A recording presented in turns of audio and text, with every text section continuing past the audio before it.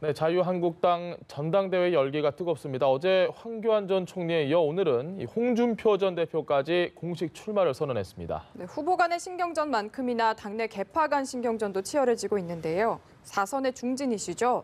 한국당 유기준 의원 직접 스튜디오에 모시고 이야기 들어보겠습니다. 안녕하십니까? 네, 안녕하십니까? 안녕하십니까? 네. 원래 저희가 준비했던 이야기가 굉장히 많은데 김경수 경남지사 이야기는 해야 될 것 같습니다. 지금 법정 구속이 됐고 실형을 선고받았습니다. 네. 이분은 어떻게 보셨습니까? 예, 두 가지를 가지고 오늘 선고를 했는데 예. 먼저 업무 방해에 대해서는 징역 2년 해서 법정 구속을 했고 또 선거법 위반에 대해서는 10개월의 집행유예 2년을 붙여서 이렇게 선고를 했는데 예. 이것도 역시 이제 드루킹 그 댓글 사건에 관련된 것 아니겠습니까? 그래서 또 어떤 일에 대한 대가로 자리를 약속했다는 이런 게 다 인정이 된 건데 이전에 문재인 정부가 예. 한 것이 제가 기억이 지금 생생한데 무슨 국정원 댓글 예. 또 다른 일에 또 댓글 이런 거 해가지고 막 그 엄청 수사를 엄정하게 하고 그렇게 했는데 그 드루킹 사건에 대한 댓글에 대해서는 공식적으로 부인하고 심지어 김경수 지사도 그에 대해서 그런 일이 없다고 했지만 예. 법원에서 오늘 인정하기를 그게 다 인정을 해서 구속을 시켰는데 결국은 이게 내로남불 아니겠습니까? 어떻게 보면 자기들이 한 거는 다 부인하고 그 이전에 한 것들에 대해서 오랜 기간이 지났음에도 조사를 해서 그렇게 하고 이것은 어떻게 보면은 문재인 정부의 기본이 되는 것들이 좀 무너지고 있다. 저는 그렇게 보입니다. 알겠습니다. 네, 그럼 이제 원래 하려던 이야기로 좀 돌아오겠습니다. 자유한국당 전당대회가 한 달도 지금 채 남지 않았는데 이번에 선출되는 당대표는 이것만은 꼭 갖춰야 한다. 어떤 게 있을까요? 예, 이번에 선출되는 대표는 우리 당을 좀 안정적으로 이끌면서 우리 국민들에게 한국당이 이제 차기 수권 정당으로서 모습을 보여주는 그런 국정 운영에 있어서의 대안정당으로서 해야 되는 그런 면을 먼저 보여줄 필요가 있고요. 예. 다음에 이제 내년 그 4월에 있는 총선 또 그 이후에 있는 대선에서 한국당이 이번에 국민들에게 꼭 필요한 경제나 안보에 대한 여러 가지 대안을 내놓으면서 국민들에게 한국당이 차기 수권 정당에서 모습 보여주는 이런 것들이 꼭 필요한 것이 아닌가 싶습니다. 황교안 전 국무총리가 전당대회에 뛰어들었습니다. 황 전 총리의 강점은 어디에 있다고 보십니까? 일단 우리 이제 그 국무총리로서 재직을 했고 또 그때 이제 권한 대행으로서 일도 하면서 안정적인 국정 운영을 보여준 것도 있었고요. 또 한편으로는 이제 그 법조인 또 검사 출신으로서 예. 여러 가지 경험이 많은 그런 것을 바탕으로 해서 우리나라가 처해 있는 여러 가지 지금 문제들이 경제에 있어서 이 실정 또 안보에 있어서 불안 이런 것들을 아마 충분히 해소시킬 줄 수 있는 그런 능력을 갖춘 분이라고 판단하고 있습니다. 오세훈 전 시장도 아마 곧 당권 레이스에 뛰어들 것 같은데 황 전 총리를 향해서 이렇게 얘기했습니다. 중도에 있는 유권자 끌어오는 데는 자신이 없을 것이다. 확장성을 약점으로 지금 지적을 한 거거든요. 이에 대해서는 어떻게 생각하세요? 글쎄 어느 점을 지적하는지는 제가 충분히 알겠습니다만은 네. 나타난 여론조사를 보면은 그렇게 되지 않다는 현상이 벌써 나타나고 있고요. 여론조사를 보니까 최근에는 이전에는 보수 쪽에서 1등을 했지만은 지금은 아예 전체를 다 합쳐서 1등을 했는데 그러면 만일에 그 확장성이 없다면 어떻게 여론조사에서 1등이 나오겠습니까? 그것은 좀 잘못 지적한 말이 아닌가 그렇게 생각합니다. 알겠습니다. 의원님께서는 황 전 총리 입당 전부터 좀 입당을 권유하고 대표 선거도 출마하라고 이야기를 했다고 들었습니다. 이유가 있을까요? 예, 제가 우리 당이 이제 부족한 것들이 여러 가지가 있는데 국민들이 볼 때 이제 말씀드린 대로 이제 수권 정당으로서 모습을 못 갖췄기 때문에 문재인 정부의 경제 안보에 대한 실정이 거듭됨에도 불구하고 한국당을 지지하지 못한 그런 이유가 있었는데 그런 것들을 할 수 있는 능력을 충분히 갖춘 분이다 첫째 생각하고 예. 그 다음으로는 우리 또 당이 차기 대권 주자가 없었던 그런 아주 목마름이 있었습니다.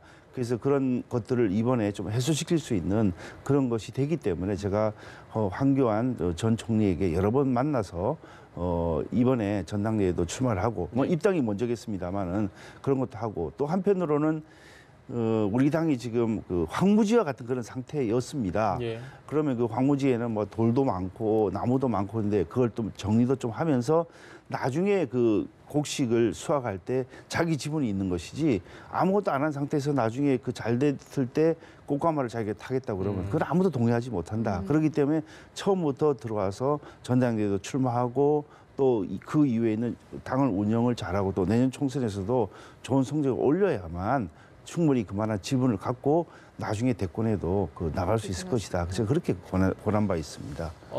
스튜디오 들어오시기 전에 아마 홍준표 전 대표 출마하는 거 TV로 보셨을 텐데 홍 전 대표 출마에 대해서는 어떻게 보십니까? 제가 뭐 어느 개인에 대해서 이렇게 말씀드린 게 뭐 적절하지는 않겠습니다만은 지난 지방선거 때 있었던 일이라든지 또 이번 그 전당대회가 사실은 그 전 대표가 사퇴함으로 인해 가지고 전당대회에 지도부를 뽑는 것인데 그걸 생각한다면은 과연 출마 선언이 바람직한 것인지 제가 한번 오히려 되물어보고 싶습니다. 어쨌든 한국당의 미래를 짊어져야 될 후보군들이잖아요. 누군가는 당대표가 되실 거고 오세훈 전 시장 얘기 안 할 수 없죠. 바른정당 갔다 오신 분입니다. 이분을 뭐 복당파라고 부르지는 않는데 이 부분에 대해서 분명히 하실 말씀이 있으실 것 같습니다. 지난번에도 처음에 오세훈 전 시장이 우리 당에 와서 이제 처음에 한 게 복당식이 돼야 정상인데 입당식이란 말을 쓰더라고요. 그래서 그 정상적으로 말해 복당식이라는 이야기를 해야 되는 것이고 또 그 이전에 있었던 일에 대해서 우리가 지난 여름에 당신이 뭘 한 거를 알고 있다 이렇게 말할 필요는 없지만은 그에 대한 언급은 좀 있어야 될 것으로 보고 또 한편으로는 우리 당이 이제는 국민들을 향한 미래에 대한 긍정적인 메시지 이런 것을 던져야 될 필요가 있는 그런 마당에서는 우리 오 시장께서 후보로서 뭐 뛰는 건 좋겠습니다만 우리 당을 혹시 대표해서 이렇게 뛴다고 한다면 국민들에게 희망적인 메시지 또 그런 희망적인 메시지가 어떻게 실현될 수 있는 그런 것들을 말씀해 주는 게 좀 낫지 않을까 그렇게 생각하고 있습니다. 알겠습니다. 그럼 다시 황교안 전 총리로 돌아와서 사실 대통령 탄핵에 대한 책임이 역시 있는 거 아니냐라는 지적이 계속 나오고 있거든요. 이 부분은 좀 답변을 해주실 수 있을까요? 예, 그렇습니다. 좀 전 말씀드린 대로 그 당시에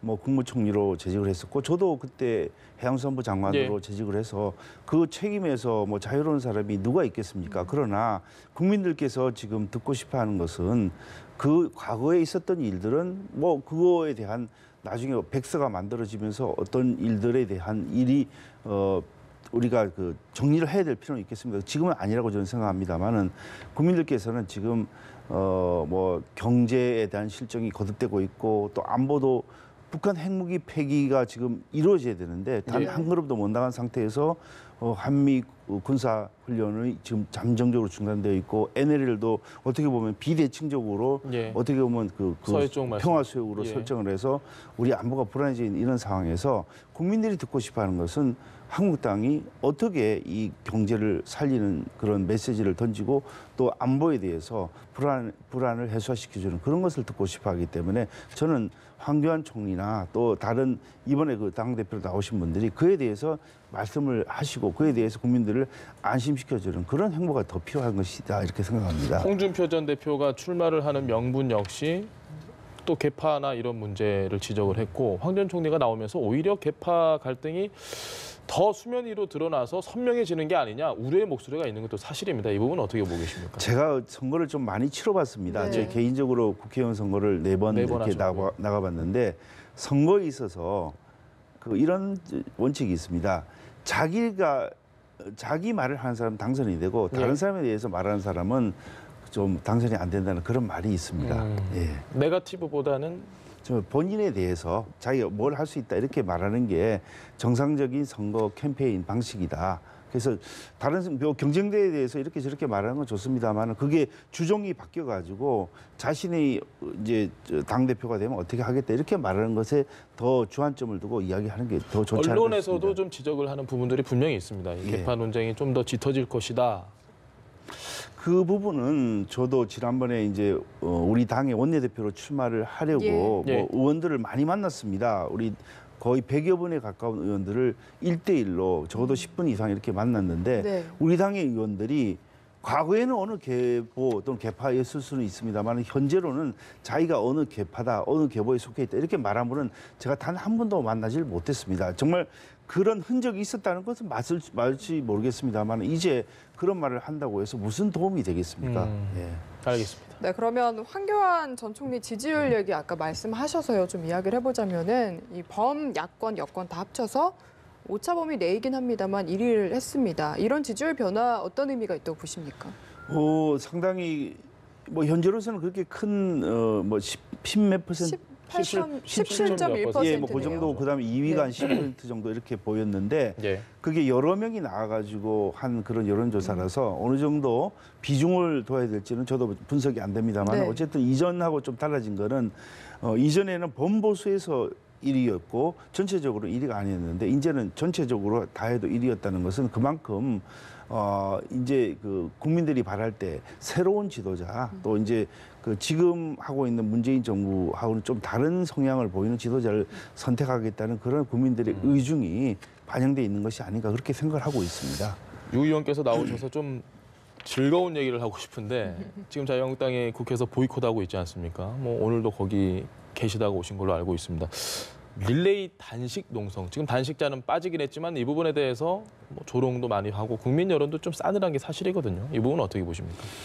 지금 여러 가지 이제 그 뭐 인사 파동이라든지 예. 아니면 또 그 안에서 일어나는 그 여러 가지 파열음들이 나오고 있고 예. 또 그것이 이전에 있었던 것에 비하면 굉장한 그 실정으로 이어질 수 있는 그런 것들인데 우리 한국당이 좀 말하는 것들에 대해서 좀 뭐 이 자리 언론에 제가 네. 나와서 이야기합니다만은 좀 덜 비중 있게 다뤄지는 그런 느낌을 저희들이 받고 있습니다. 한국당의 목소리를. 예, 그래서 이제 우리가 내는 목소리를 좀 더 국민들에게 좀 선명하게 전달하기 위해서 그런 이제 그 투쟁 방식을 그렇게 한 것이고 아마 내일은 우리가 의총을 마치고 예. 바로 그 청와대로 가서 장애 투쟁을 또 할 텐데 그것은 우리들의 그 선명한 야당의 목소리를 국민들에게 좀 더 효율적으로 전달하기 위한 그런 방법이라고 생각해 주시면 좋을 것 같고 그 지금 국회는 사실은 이제 1월 달에도 뭐 임시국회를 열었습니다만 또 공전이 된 그런 상황이고 예. 2월 달에도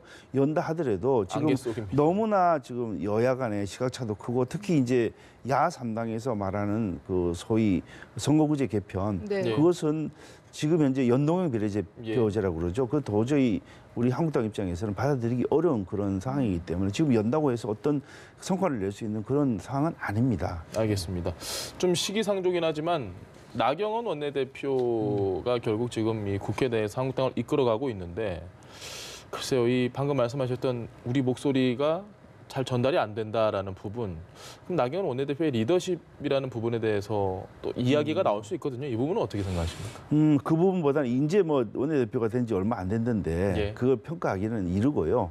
저는 현재도 열심히 잘하고 있다고 그렇게 생각을 하고 있는데 저는 오히려 그 우리가 좀 말을 하더라도 언론에서 예. 조금 더 좀 크게 다뤄줬으면 예. 또 이제 현재 그 여당과 대통령의 지지율이 지금 많이 이전에 비해서 떨어져 있는 그런 격차가 좀 상황이라면 줄어들고 있죠. 많이 떨어져 있는 예. 그런 상황이면서 오히려 대통령에 대해서 지지율이 부정이나 굉장히 비슷하지 않습니까? 예. 예. 그러면 부정의 목소리도 언론에서 좀 많이 좀 다뤄주고 또 그러면서 한국당이 지금 하는 말들에 대해서 좀 웨이트 있게 비중 있게 좀 다뤄줬으면 좋겠는데 좀 그러지 않은 상황이라서 저희들이 안타까운 마음을 오히려 이 자리에서 좀 예. 전해드리고 싶습니다. 알겠습니다.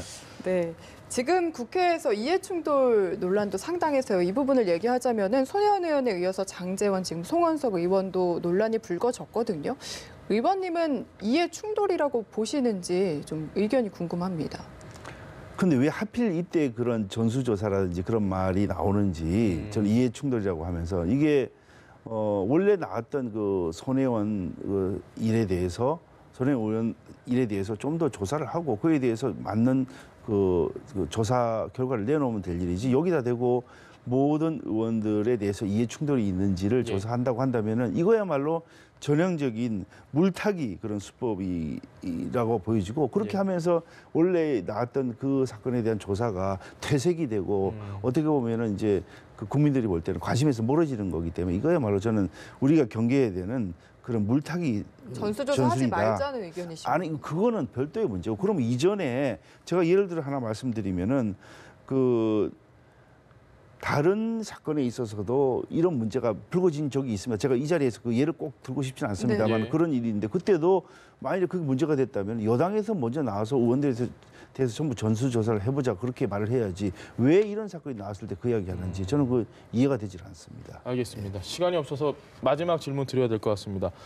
ABC 운동 추진하고 계신다고요, 당내에서. 이게 뭔지 좀 설명을 해 주셔야 될 것 같습니다. 예, 뭐 여기서 영어로 말씀드려서 송구합니다만은 우리 보수에게 필요한 것이 이제 한 세 가지가 저는 있다고 생각합니다. A는 그 유능하다는 뜻이고 에이블, 예. 그다음에 B는 좀 브레이브, 용감하다.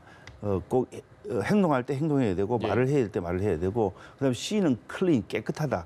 그래서 우리가 보수가 가져야 될 게 행동할 때 행동하고 또 그것도 깨끗한 그런 그 마음가짐, 깨끗한 몸가짐을 가지고 하는 그런 것이 필요하다. 그런데 그 과정에서 우리가 현재 유능하다 그런 뜻은 아니고 유능함을 지향을 해서 국민들에게 이런 ABC, 유능하고 깨끗하고 용감한 그런 보수의 본래 모습을 찾아서 국민들에게 이런 그 보수 대통합을 하든 아니면 보수의 목소리를 들어줄 때는 이런 자세가 필요하다 그래가지고 저희들이 ABC 운동을 시작하게 된 겁니다. 알겠습니다. 네, 여기까지 사선의 유기준 의원과 함께했습니다. 말씀 잘 들었습니다. 네, 감사합니다.